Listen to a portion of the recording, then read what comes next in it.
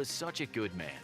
A stranger job by a mile is what we might call professional mourners. Sometimes this person is also called a moirologist. They are professional criers who know how to make the grief look real, so they have some acting skills. Why would anyone do this? We mean hire someone to cry.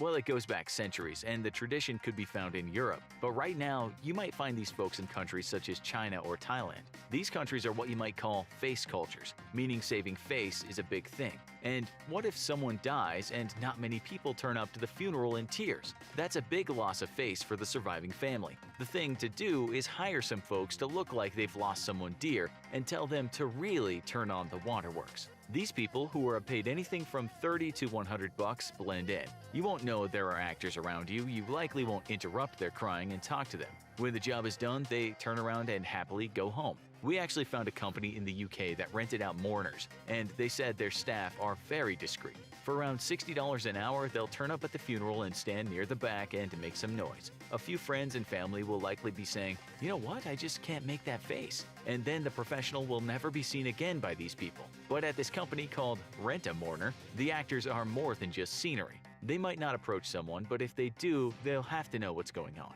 So the actors will have to meet the family first and get the background on the deceased. They'll also have to create a background story for themselves that links them to the dead. It sounds hard, and it likely is, but the good news for the actors is that they usually go in a group.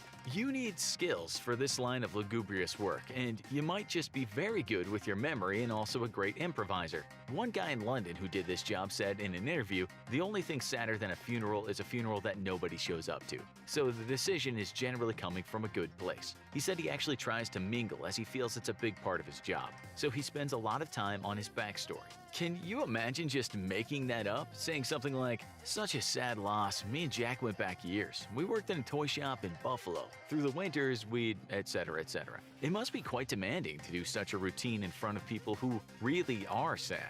The guy in the interview said, "Naturally, since I don't know the deceased, it can be hard to work up to many tears about them. Some professional mourners I know can cry on cue like a toddler at Toys R Us, but most of us keep a supply of tools to help us jerk out some tears on command." He added that he'd only been caught out once, but the person who caught him out just said the deceased would have liked it.